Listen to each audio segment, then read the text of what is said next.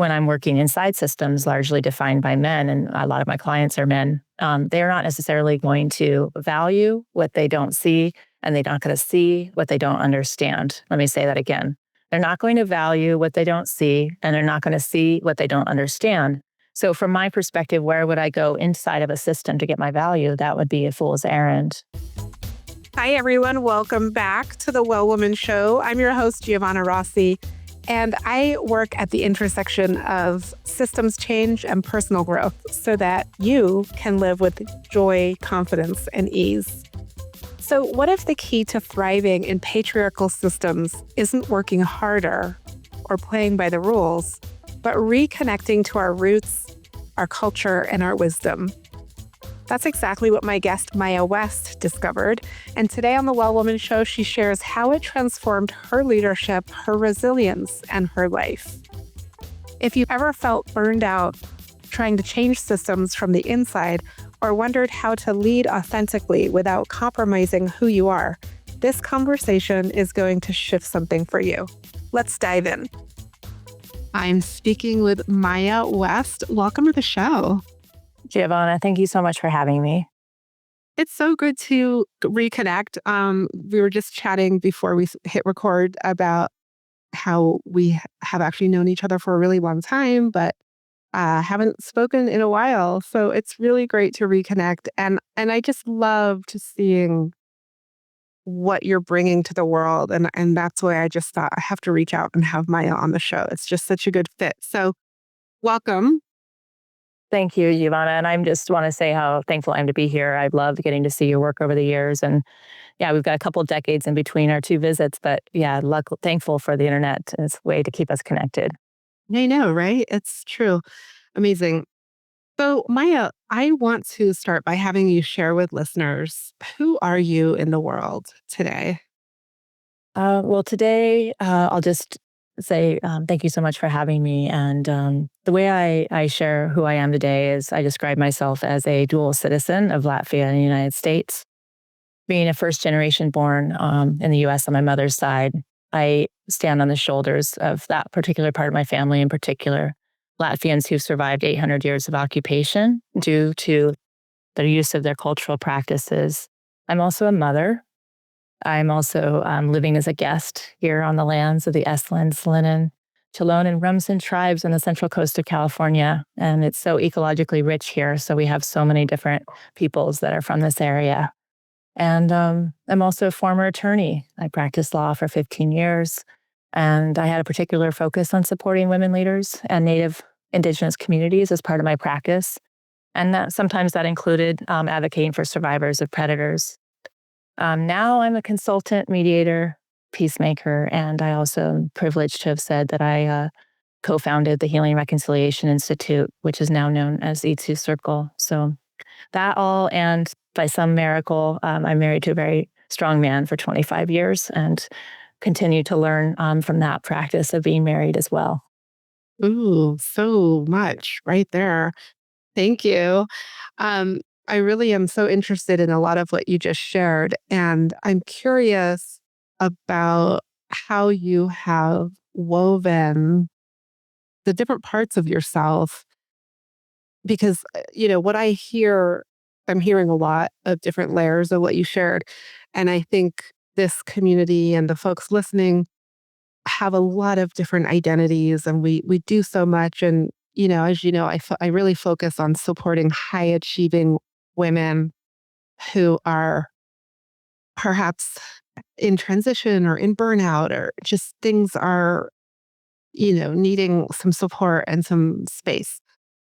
And so I'm curious how you have woven the different parts of yourself into showing up fully as you just presented, which was so much and also very easeful and very comfortable.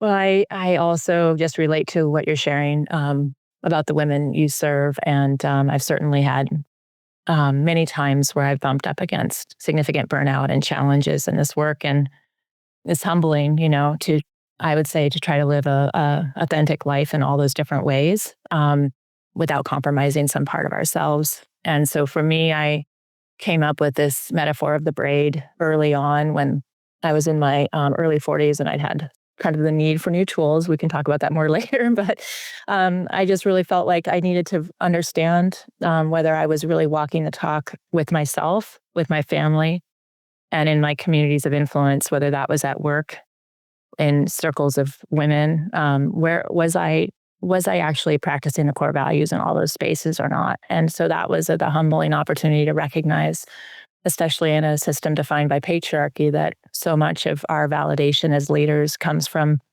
where we work and how we are in those community sectors and spaces. But it actually, for me, my definition is that it's all of those. And so I think of those as the three strands of the braid. And it's a reminder of that's my definition of self now.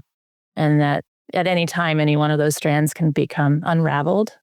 And that's when we take a pause and are really kind with ourselves and try to put those pieces back together again before we proceed so that we don't trample over those parts of us in the process. And what are the three strands, if you would explain that? Yeah. for the Yeah. So listeners? the three strands are the individual. So that's how our relationship with ourself. Do we love ourselves? Do we trust ourselves? Do we walk the talk based on what we believe is the right way to be within ourselves? And then with our families, are we doing what we can to advocate and to raise the next generation of citizens? Are we taking responsibility for those in our family that cause others harm? And then community, are we using whatever privilege, resources, power, energy we have to be able to walk that talk and work in society? Hmm. Love that. And I like the metaphor of the braid. I think that also is very in tune with your experience with Indigenous teachings and possibly your own Indigenous or your own lineage. Can you speak about that in terms of like how your experience with Indigenous peoples also aligns with your going back and really digging into your own history and your Latvian lineage? Yeah, absolutely. It's ironic. I'm actually wearing a ring today that's a braid, and this is a representation of being a Latvian, and it represents the unity of the tribes of Latvia many centuries ago in the face of occupation. And so it's not as common in Latvia to wear this ring because there's lots of jewelry. But when you're displaced from your homelands, people wear these rings. I call it like the bat signal. So that braid is a big, rich part of the Latvian traditions. We also have braided sweetgrass. It has a different name in Latvia, but similar to the sweetgrass braids that some tribes, and especially the northern um, part of the United States, also known as Turtle Island, have too, from Washington State to Minnesota and beyond. Um, and also the idea that, and then and Latvian women wear braids traditionally, also. So yeah, it's an interesting um, discovery that I had that my mother was teaching me these practices growing up, but I didn't really understand because I wasn't raised around other Latvians. And ironically, it was through serving tribes as a lawyer and then later as a peacemaking consultant that there was some threads of recognition in some of the practices I was raised with from Europe and that which is practiced here. Very distinctly different cultures, but sometimes similar metaphors, symbols, and concepts, kind of similar cosmologies in some cases. Mm. And can you just talk briefly about the importance for you as a white presenting woman to really connect to your own lineage as you developed your work in the world? Yeah, gosh, highly critical. I think of the walk I'm on now as two paths. One is the tools I need for my own resilience that come from my lineage and my cultural background, and I think this work is for everyone. I just happen to have the good fortune of having been first generation born in the U.S., coming from a people who've been able to protect their practices to today. So we're talking about to practices that are happening now, and that has helped give me the support I need so that when I'm supporting as an advocate, ally, or a guest, First Nations people here, a clarity and a boundary, which is that I'm not there to expect Native people to teach me how it means to be human. Certainly, there's some benefits that just get absorbed through osmosis of getting to be in those communities. But it's more about what can I do from a place of privilege and white skin and my capacity to assimilate, fit in, and be white if I want to be. And how can I use those skills, learnings, and teachings, including going to law school, being trained to run for office and other privileges? How can I use those to support communities where I'm being invited to serve and only where I'm being invited? Mm. And I just want to really call out and underscore the respect that you show in your work and in your book, which we'll talk about, um, for the teachings that you've received, as it is quite a privilege. And I think what I see is you're really demonstrating this need to not only honor that and recognize that, but to bring in your own lineage in order to respectfully and authentically use and benefit from these teachings.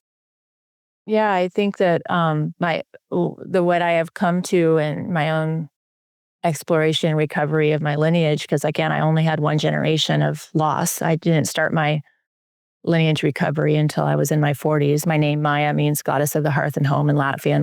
My middle name is Danilova, which is my mother's Latvian name. So had these things when I was born, but other than that, it wasn't until my 40s. And what I've learned from that voyage um, is that we do need to trust our spidey sense when we are not getting what we need, and there's a lack. I've been taught that even anxiety or anxiousness can tell us that we're not in the right room with the right people. That feelings in our body that show up are places where that discomfort should be trusted. And from my experience, that is also part of the teachings from all land-based people, wherever we come from, whatever lineages we hold, that we all come from the land. We come from places where we were connected to those type of values, which many people call life-affirming values, which are the human values that connect our shared humanity. And so for me, that's where we can recover those teachings, no matter how many generations back. Like I'm in a group right now that's studying heathenism, which is old German traditions before medieval or pre-Christian times. And I'm fascinated because they're going to the books and they're bringing those things forward. And and that's amazing and important. But also, here I am on these lands, that are not from my people. And so, what I can do is be helpful by giving to Indigenous-led organizations, by by serving, being a spreadsheet queen over here, like I have, I've learned how to systemize very well in the practice of law. And so where can I help with serving those needs? That feels like the balance between those two, and that this work is for all of us, from my perspective, no matter where you come from, and not just for my European and white sisters out there, but for all those who identify as Black, Indigenous, people of color. Yes, absolutely. And I'm speaking with Maija West. Maija wrote a book called The Matriarch Makeover, um, a 30-day invitation. And it's a daily journaling practice to transform your leadership identity and craft a personalized map grounded in your unique cultural lineages. And I just love it. I'm working my way through it, but we will link to this in the show notes. And just before we go to break, I want to just ground us in this idea that I work at the intersection of systems change as a public policy, consultant at the intersection of that and personal growth and transformation for women who are high achievers and possibly in burnout or some other sort of crisis.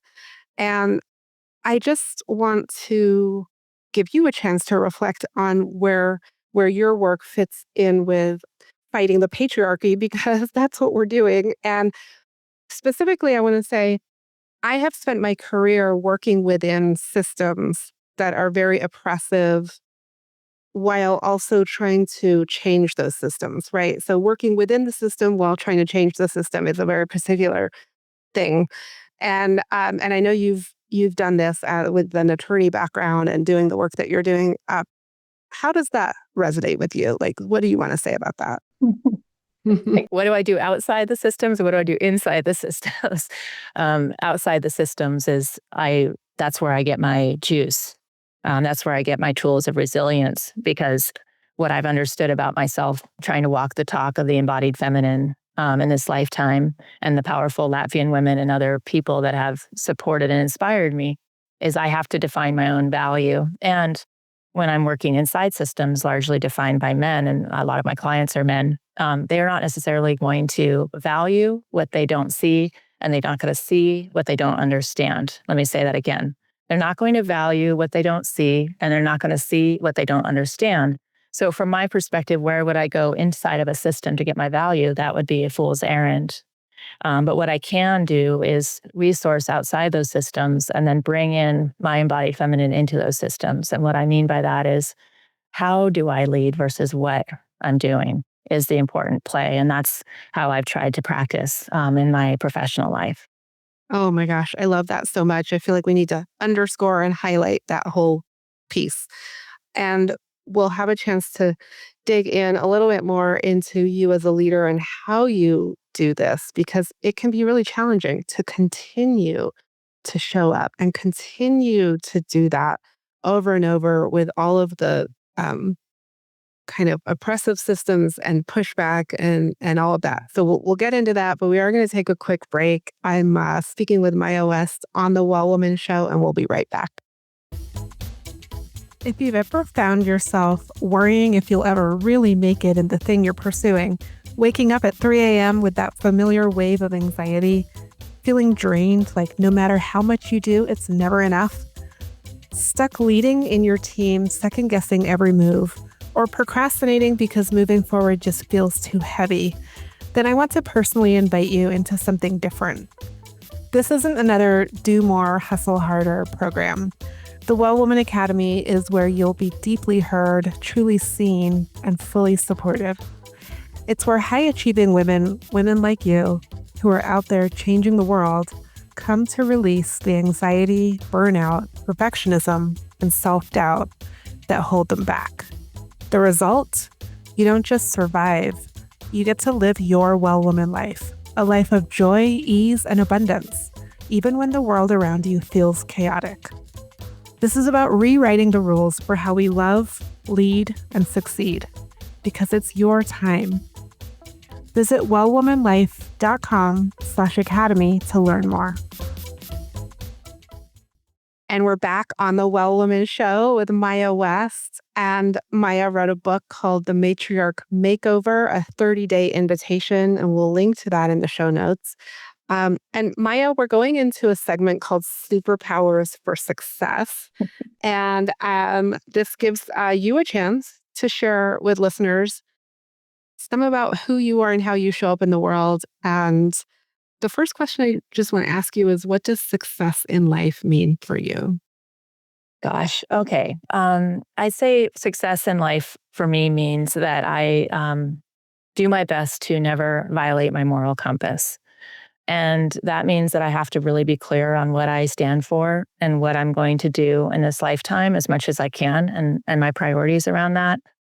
And if I do that well, then I'll be able to look myself in the mirror when I pass and know that I've done that. And that is based on the braid that I spoke about earlier, which is that have I had success with loving myself and having the opportunity to heal myself as much as I can during this lifetime? Have I had success with maintaining or repairing relationships in my family as much as possible and developing my chosen family? And then have I been a respectable elder in the community? Have I become somebody that can be trusted, especially with young people? Am I safe?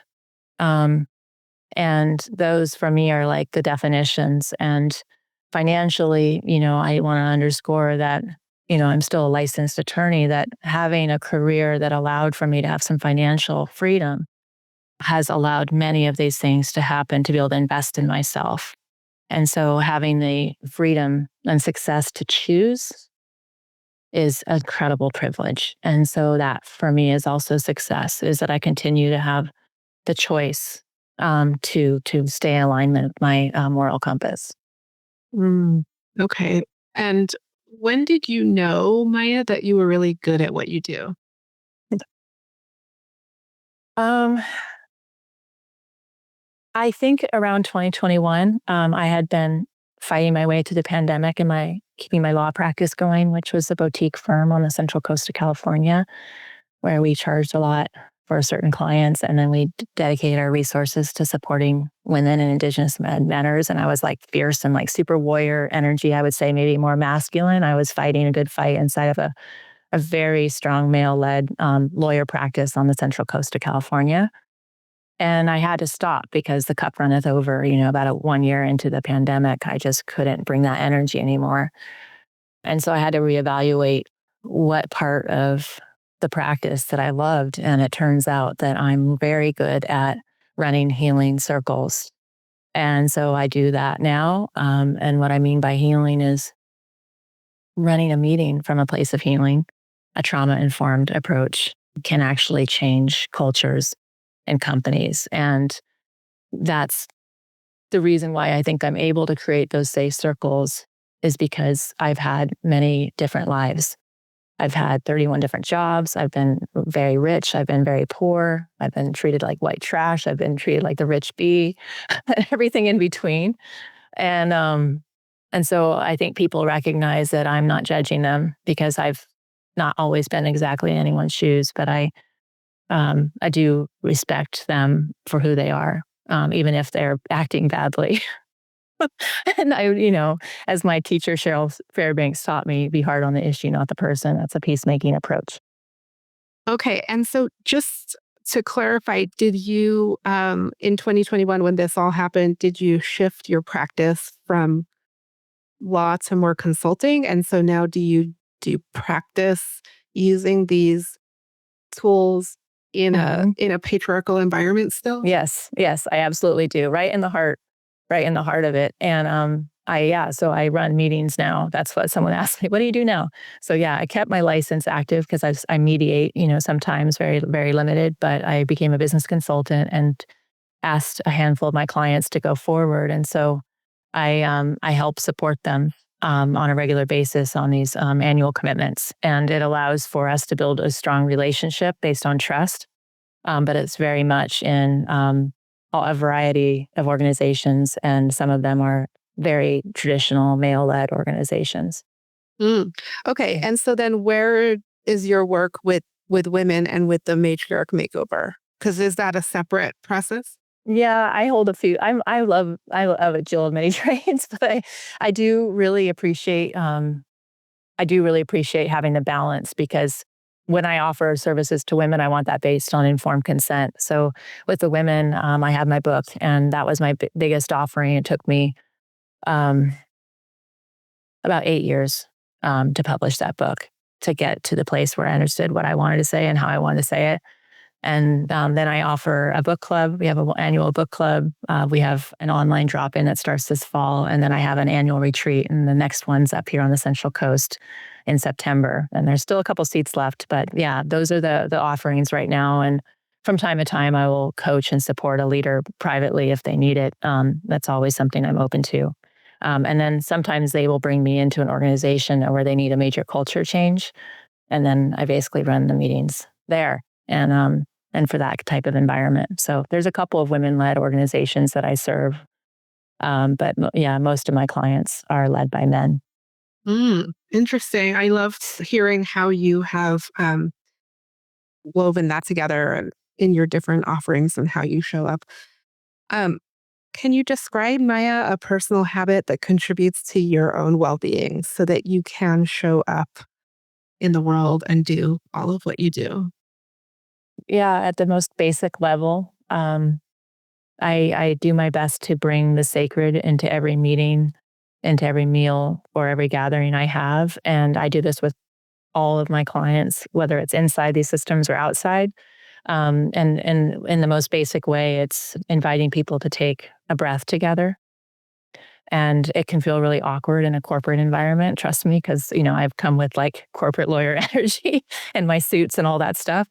But what I've realized is that there's these non-denominational, non-religious ways to bring the sacred in. And when we do that, we bring in our whole humanity. And so for me, it's both a technique, but it's also for my own well-being, because when I build that practice into everything I do, then I'm actually getting those pauses.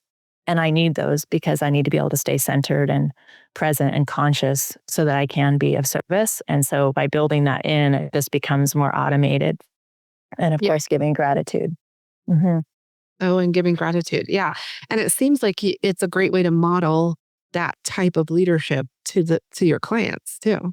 Yeah, because what's under the superpowers of running circles and holding meetings is a sophisticated awareness of trauma-informed approaches to body awareness in these meetings. And because of being a lawyer, I know when someone's activated very well. And I know now that if we want to make decisions that are collective, creative, non-adversarial, beautiful, diverse, then we must have very calm bodies in order to do so. And the only way I see people having calm bodies is when those meetings are being run, that they're being run off of an ecological model of decision making, not off of a hierarchical or top down approach, which is obviously very patriarchal, colonial, and white supremacist.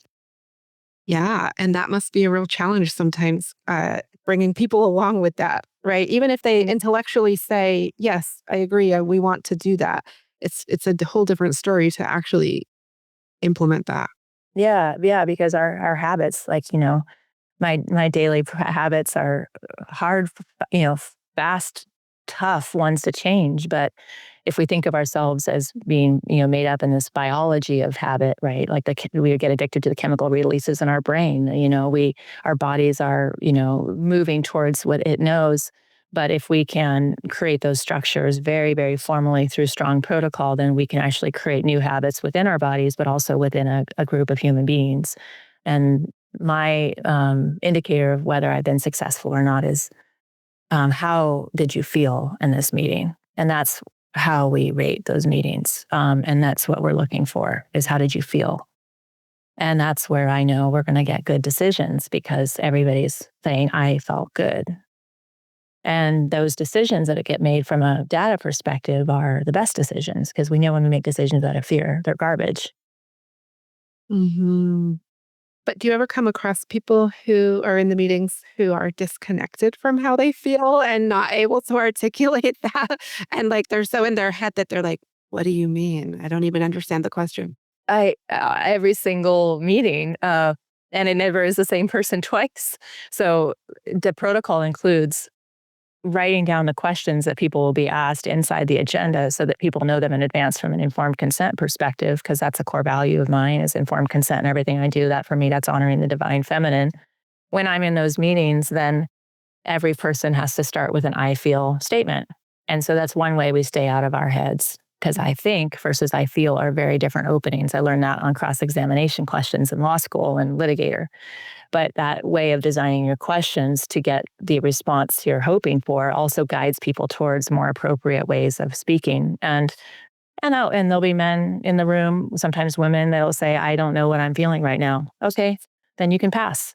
And why don't you listen to others and see if there's anybody else's shares that are resonating? We can come back to you. And if you've had a hard day and you're disassociated, then, then okay. But maybe you shouldn't be a part of the solution in this circle because your brain's telling you it's not capable, with a lot of love and understanding. Maybe next time, you'll be more grounded and we really do want to hear from you because you matter and we want to hear your perspective. But right now you're disassociated or you're not able to feel. Oh, oh my gosh. I love that. Okay. All right. It sounds very pushy and forward. That sounds forward. But again, I'm going off of years of relationship and trust building. So I can say those things because I can have them say the same thing to me. So it's not obviously for my first client, I would never say that, but I would give them the tools to understand, like to know in their own body when they're not feeling. Yeah. Okay. What superpower did you discover you had only to realize it was there all the time? Is that I have innate ability to know who's had harm happen to them. So it creates a immediate intimacy that I've learned how to manage over the years, but I didn't know that. I didn't know that's what I was feeling at the time. So it's allowed me to connect with a lot of people across many different identities and backgrounds. Amazing. Okay. And what advice would you give, Maija, to your younger self, say your 25 or 30-year-old self? Oh my gosh. I think the main piece of advice that I would give her was to not eat so many candy bars and drink so many sodas. I didn't take very good care of myself then, and I think if I'd eaten better, I would have had better healing. I- and also to really continue to spend time with her aunties. She needed all those other people around and to just spend a lot of time with them. Yeah. Mm. Beautiful. And do you identify as a feminist? Heck yeah. What does that Yeah. mean for you? For me, that my definition of feminism comes from the clan mothers of the Haudenosaunee, which is the oldest democracy in the United States, and also known as Turtle Island. And those clan mothers taught the women at the Seneca Convention, what it means to be a liberated woman. And it's a powerful part of our story. So that's my definition of feminism, is it's what the clan mothers of these 5 tribes say, which is the women appointed the chiefs, and they still do. Okay. That's our democracy that we got wrong. So yeah, that's my definition of feminism, is how do we get back to those type of original governing documents that define a place for all people and their strong, beautiful roles. And the clan mothers are talking right now. They're on YouTube. They're writing books. They're very much communicating about their governance right now, and it's a good map for understanding how we might go about designing our political structures, our governance documents, and the other ways that we design how we lead, especially as women right now. Oh, wow. Okay. That's great. And thank you for sharing that for others to know about. And last question, Maya, what are you reading right now? What's on your nightstand? Well, I have like 15 unread or partially read books, but the one that I'm really obsessed with right now is Tyson Yunkaporta's book. It's called Sand Talk: How Indigenous Thinking Can Save the World, which is an invitation for all of us, whether we identify as Indigenous or not. And he's got a great sense of humor. He's mixed Aboriginal, and he's kind of crafty and silly in the middle of just dropping this awesome knowledge. So the book is very readable. Ooh, okay, great. Our listeners love to know what our guests are reading, and so we'll add that to the show notes and to the reading list. Um, and Maya, it's been such a pleasure having you on the show today. Diana, thank you so much for having me. I'm really thankful to know of your work in the world, and any way I can support you and get out the word, I'm here for. That's it for our show today. Remember, if you need support to live your Well Woman life, follow us on Instagram at Well Woman Life. And don't forget, you can catch the show on NPR anytime. Just head to npr.org/podcasts and search for The Well Woman Show. If you enjoyed today's episode, be sure to subscribe wherever you listen to your podcasts and leave us a quick review. It really helps others find the show. I always love hearing from you, so drop a comment or message me on socials at Well Woman Life. I'm Giovanna Rossi for The Well Woman Show. Until next time, have a super powerful week.